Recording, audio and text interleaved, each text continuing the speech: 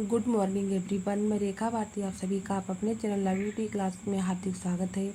बच्चों, आज हम लोग कक्षा 5 की हिंदी पढ़ना सीखेंगे। उसमें लेसन नंबर है 3 और उसका नाम है मेरी शिक्षा।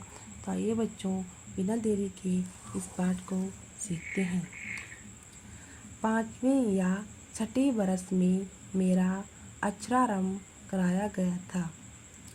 उस समय की प्रचलित प्रथा के अनुसार अक्षरारंभ मौलवी साहब ने बिस्मिल्लाह के साथ कराया था। जिस दिन अक्षरारंभ हुआ, मौलवी साहब आए, मिठाई बांटी गई। हम 3 विद्यार्थी उनके सुपुर्द किए गए।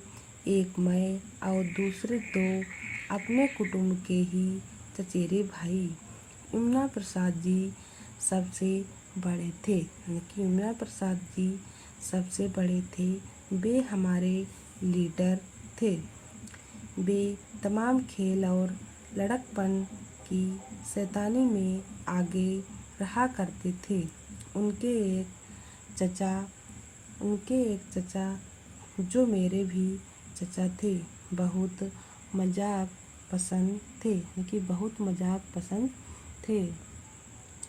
वह मेरे पिताजी के छोटे भाई थे। पर पिताजी के कई गुण उन्होंने भी सीखे थे। वह घोड़े की सवारी करते थे, बंदूक और गुलेल चलाना भी खूब जानते थे, फारसी भी पढ़े थे और शतरंज भी बहुत खेलते थे।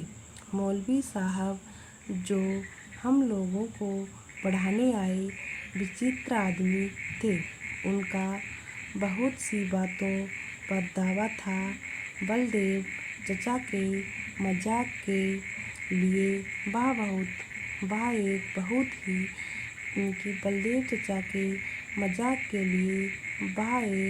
बहुत ही उपयोगी साधन बन गए। चचा तरह तरह की बातें मौलवी को सुनाते और उनको उत्साह देकर ये कहलवा देते कि वह भी चाहे कोई भी काम क्यों ना हो जानते या कर सकते हैं। मौलवी साहब का दावा था कि वे शतरंज खेलना भी खूब जानते हैं। बलदेव चचा उन्हें शतरंज खिलाते, पर वे कभी ना जीतते। हम बच्चे इस मजाक को कौतूहल से सुनते। इस प्रकार के मजाकों के बीच हम फारसी पढ़ते रहे। कुछ महीने बाद मौलवी साहब चले गए। दूसरे मौलवी साहब बुलाए गए। वे बहुत गंभीर थे और अच्छा पढ़ाते भी थे। हफ्ते में 5.5 दिन फारसी पढ़ाते थे। बृहस्पतिवार की दोपहर के बाद और शुक्रवार की दोपहर तक फारसी से छुट्टी रहती थी। तब गिनती सिखाते थे। खेलने कूदने के लिए भी समय दिया जाता था। हम लोग खूब सवेरे उठकर मौलवी साहब के पास जाते थे। वे एक कोठरी में रहा करते थे। सामने आंगन में तख्तपोश पर बैठकर हम पढ़ा करते थे। सवेरे आकर पहले का पढ़ा हुआ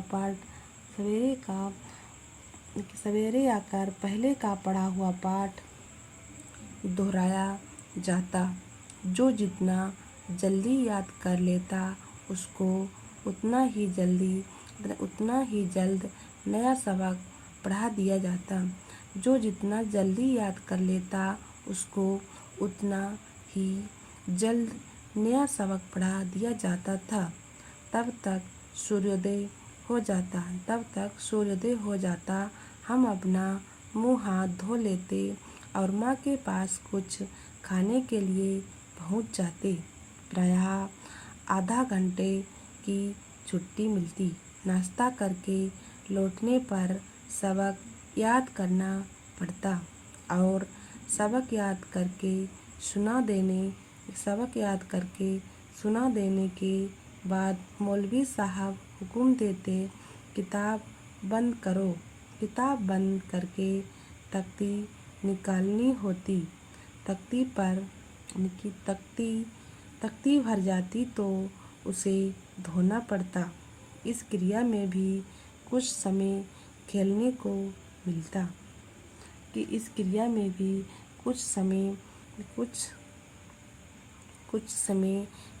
को मिलता। दोपहर को नहाने और खाने के लिए 1 या 1.5 घंटे की छुट्टी मिलती और खाकर फिर उसी तख्तपोश पर सोना पड़ता। मौलवी साहब चारपाई पर सोते। दोपहर के बाद दूसरा सबक मिलता और उसको याद करके सुनाने पर ही खेलने की छुट्टी मिलती। शाम को जल्द नींद आती।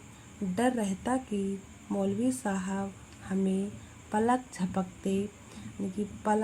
झपकाते देख ना लें, नहीं तो मार पड़ती। जल्दी छुट्टी के 2 उपाय थे। खेल कूद में जमुना भाई लीडर थे।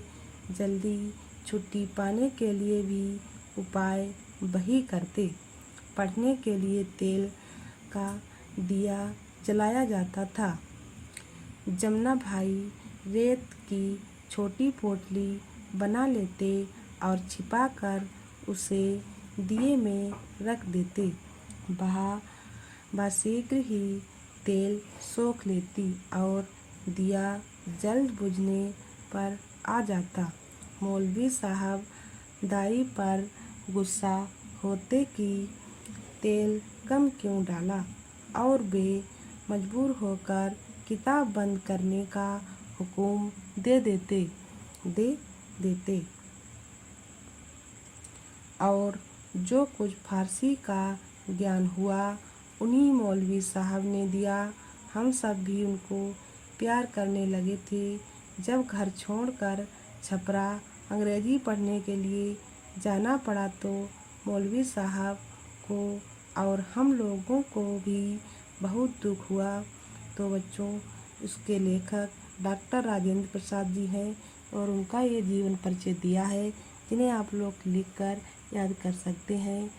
और ये स्टोरी आप सबको पसंद आए, वीडियो को लाइक, चैनल को सब्सक्राइब, बेल आइकन को दबाना बिल्कुल मत भूलना, क्योंकि आने वाली हर वीडियो का नोटिफिकेशन आप सभी को सबसे पहले मिले। तो बाय बच्चों, फिर मिलते हैं नेक्स्ट वीडियो में।